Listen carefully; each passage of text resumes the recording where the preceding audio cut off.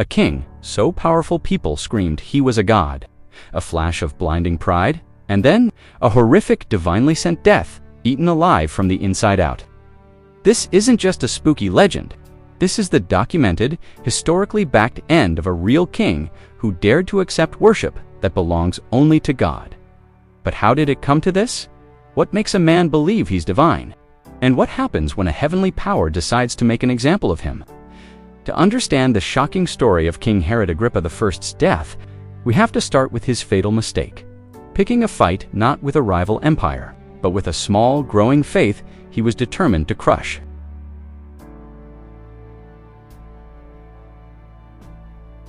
To get the scale of what happened, you need to know the man at the center of the storm, Herod Agrippa. Now, that name, Herod, probably rings a bell. Agrippa was the grandson of Herod the Great, the infamous king from the Christmas story, known for his paranoia and the alleged slaughter of the innocents in Bethlehem. While many historians today doubt that particular event ever happened, the ruthless reputation of Agrippa's grandfather was legendary. Born around 11 BC, Agrippa was a man of huge political skill and ambition. He didn't grow up in Judea, but in the heart of the empire, Rome itself. There, he walked the halls of power, becoming close friends with the future emperor Claudius. This gave him a kind of dual identity. He was a Roman aristocrat in his style and connections, but a Jew by his heritage. After years of political drama, wild swings of fortune, and even a stint in a Roman prison, Agrippa's old friend Claudius became emperor and rewarded him. By 41 AD, Claudius had placed several territories under Agrippa's control, making him king over a domain that rivaled his grandfather's in size. Agrippa was a smart politician. To the Romans, he was a loyal friend. To the Jewish leaders in Jerusalem, he played the part of a pious and observant follower of the faith. He supported the temple and followed Jewish law, making him more popular than most of the other Herods.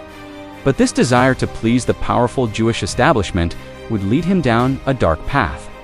He saw a new movement growing in his kingdom, a sect of Jews who followed a crucified and resurrected Messiah. This group, known then as the Way, and to us as the early Christians, was becoming a nuisance. And Herod Agrippa, hoping to secure his position, decided to make a very public and very brutal statement.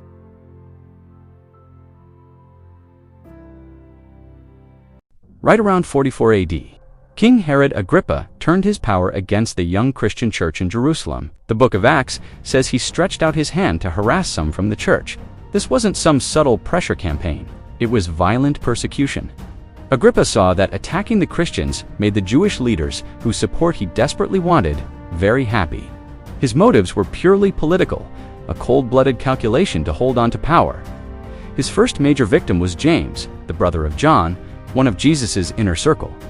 Agrippa didn't just arrest him, he had him executed by the sword, a brutal method that likely meant beheading. James became the first of the 12 apostles to be martyred, a shocking blow to the believers. The public reaction was exactly what Herod hoped for. The text says he saw that it pleased the Jews. Emboldened by this, he decided to up the ante. His next target was the undisputed leader of the Jerusalem church, Simon Peter. Herod had Peter arrested during the festival of unleavened bread, a time when Jerusalem was packed with pilgrims. The timing was deliberate, designed for maximum public impact. But he didn't execute him right away. He threw him in prison, planning to stage a public trial and execution after the Passover festival was over. And to make sure there was no escape, Herod took some extreme measures.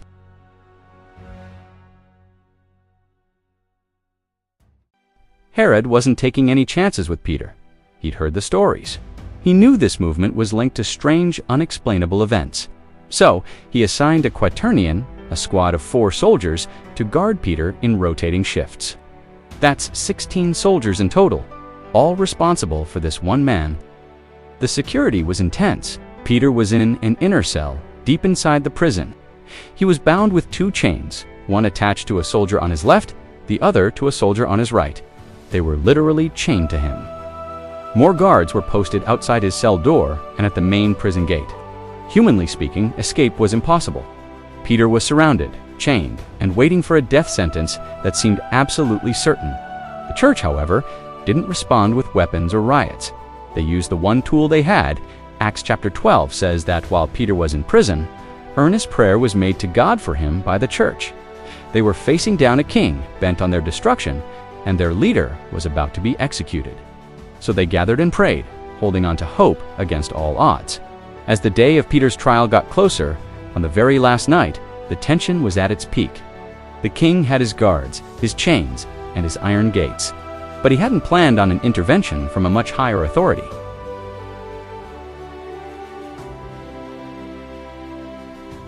On the last night before his scheduled execution, Peter was asleep. Amazingly, he was sleeping soundly, chained between two soldiers. Suddenly, a brilliant light filled the dark cell. An angel of the Lord appeared. The angel's first move is described with a specific, important word. He struck Peter on the side to wake him up, telling him, "Get up quickly." Instantly, the heavy chains binding Peter to the guards just fell off his wrists. The angel then gave him a series of quick commands. "Dress yourself and put on your sandals." Peter did. "Wrap your cloak around you and follow me." Peter was in a daze and thought he was just seeing a vision. None of it felt real. They walked right past the first guard post, and then the second. The elite soldiers were completely unaware. Then they reached the final obstacle, the massive iron gate leading out to the city. That gate, a symbol of Herod's inescapable power, swung open for them all by itself. They walked down one street together, and then, just as suddenly as he arrived, the angel was gone. Peter stood alone in the cool night air, the reality of it all finally hitting him. He wasn't dreaming, he wasn't in prison, he was free, he declared. "Now I am sure that the Lord has sent his angel and rescued me from the hand of Herod." This is more than just a jailbreak story.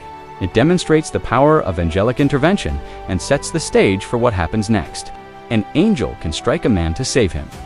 Soon, that same power would be used again, but for a terrifyingly different reason.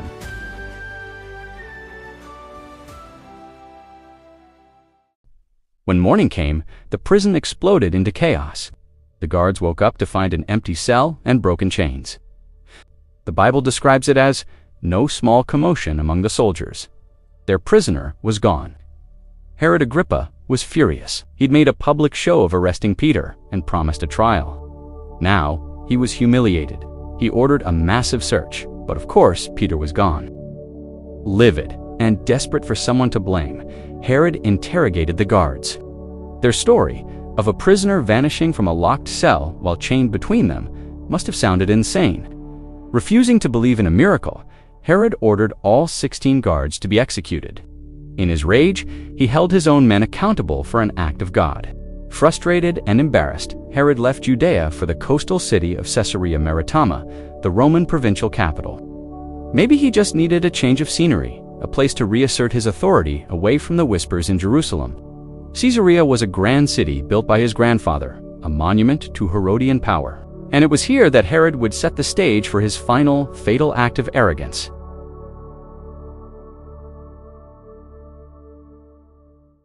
In Caesarea, a different political drama was playing out.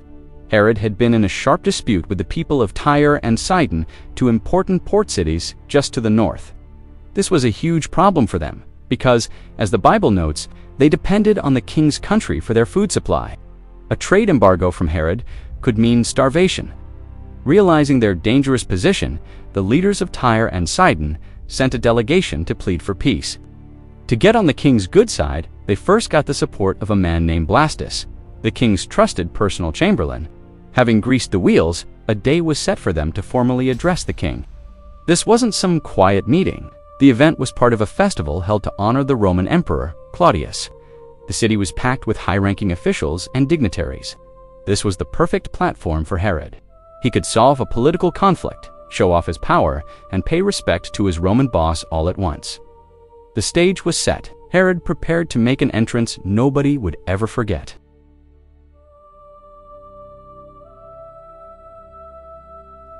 On the second day of the festival, Herod made his grand appearance. The first-century Jewish historian Flavius Josephus, writing completely separate from the biblical account, gives us a stunning detail. Herod entered the theater clothed in a magnificent garment made entirely of silver. He timed his entrance perfectly. As the first rays of the morning sun hit the silver threads of his robe, he began to shimmer and radiate light. To the crowd, it was an almost supernatural sight, as if he were a celestial being. Herod then sat on his throne and gave a speech to the delegation and the crowd. When he finished, the people, especially the flatterers from Tyre and Sidon, desperate to win him over, erupted. But their praise went way beyond normal flattery. They shouted, "This is the voice of a god, not of a man." Imagine the scene, a king, literally glowing in the sunlight, being hailed as a deity. This was the moment of truth. Josephus notes that Herod saw his flatterers and did not rebuke them or reject their impious praise. He soaked it in. He accepted it.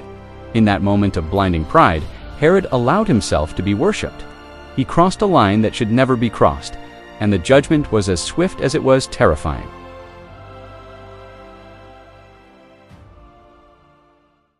The Bible uses one chilling word to describe what happened next. Immediately. There was no delay, no warning. The instant Herod accepted the blasphemous praise and failed to give glory to God, his fate was sealed. The book of Acts says, "Immediately, an angel of the Lord struck him down." The text is clear. This was a direct, punitive act from a divine agent. The same angelic power that rescued Peter from prison was now used as an instrument of judgment against his persecutor. The same Greek word used when the angel struck Peter to wake him for rescue is used here when the angel strikes Herod for destruction. It's a stunning and terrifying parallel. One man, humble and imprisoned, is struck and saved. The other, proud and enthroned, is struck and condemned. Josephus's account, while not mentioning an angel, describes a similarly sudden event. He writes that as Herod was enjoying the flattery, he looked up and saw an owl sitting on a rope above him, which he immediately recognized as a messenger of ill tidings. Josephus notes a prophecy from years earlier when an owl first appeared to Agrippa while he was in Roman chains. A fellow prisoner predicted he would become king, but warned that when he saw that bird again, he would only have 5 days to live. And at that very moment, a severe and violent pain tore through his stomach. Whether announced by an angel or an owl, both accounts agree. At his peak moment of pride, Herod was suddenly and supernaturally struck with a fatal affliction. The cheers of the crowd were likely still echoing in the theater as the king they had just called a god collapsed in agony.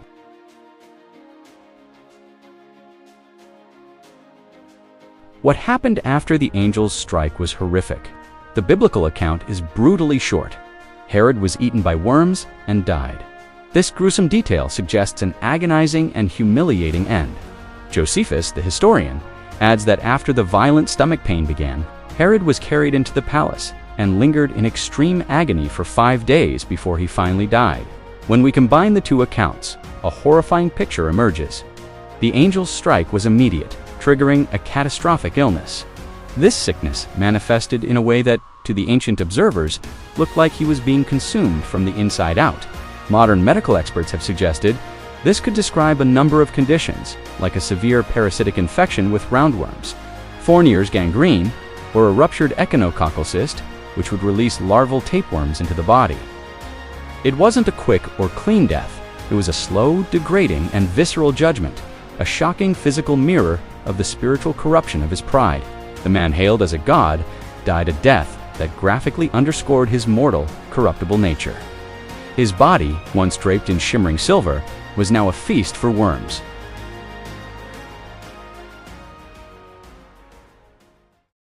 What makes this story so powerful is that it doesn't just come from the Bible.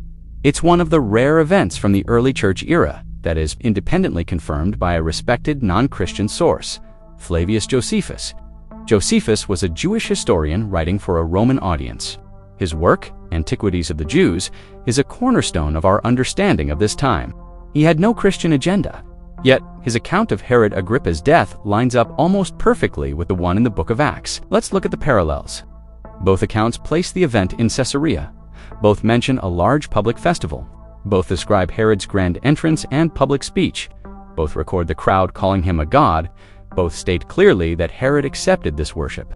And crucially, both link this act of pride directly to a sudden, fatal illness that began with severe abdominal pain and led to his death. The two accounts enrich each other. Josephus gives us details like the silver robe, the owl, and the 5-day duration of the illness. Acts provides the theological cause, the strike from an angel of the Lord. The fact that these two independent sources agree on the core facts gives the story an incredible amount of historical credibility. It confirms that King Herod Agrippa really did die in 44 AD, shortly after letting people call him a god.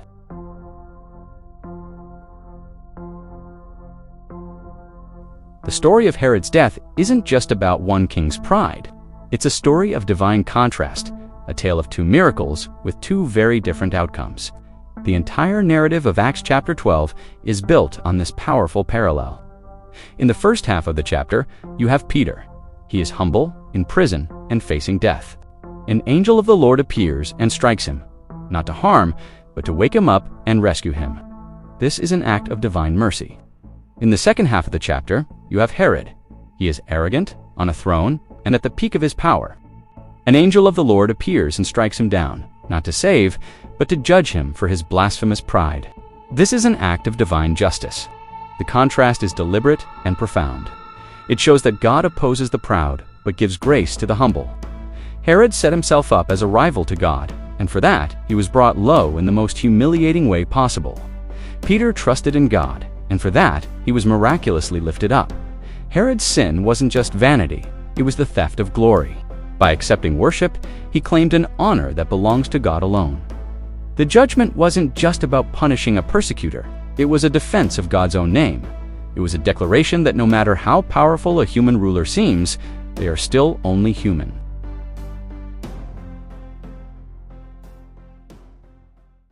King Herod Agrippa died in his 54th year, after reigning for about 3 years over all of Judea. His political ambitions, his campaign of terror against the church, and his moment of godlike glory all came to a sudden, disgusting end.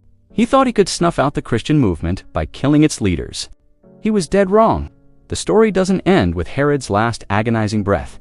The writer of Acts adds one final crucial sentence. After describing the king being eaten by worms, the very next verse says, "But the word of God continued to spread and flourish." That's the ultimate punchline. The persecutor was dead, but the movement he tried to destroy was not only surviving, it was thriving. Herod's death served as proof that no human authority, no matter how powerful, could stand in the way of God's will. The contrast is absolute. The king's body decays, consumed by worms, while the message of the gospel grows and multiplies. The angel behind Herod's demise delivered more than just a gruesome death, it delivered a message. It was a shocking revelation to the powers of the world that earthly thrones are temporary. Pride is a fatal flaw, and the plans of God cannot be stopped by the schemes of men. The king is dead. The word of God lives on. The fall of Herod is a stark reminder of the ancient principle that pride comes before a fall. It's a story that has echoed through history as a warning to anyone who would exalt themselves against God. What do you think? Was this a clear case of divine justice, or is there another explanation for his horrifying end? Let us know your thoughts in the comments below. And if you find these deep dives into history and the Bible compelling, be sure to subscribe and hit that notification bell so you don't miss what's next.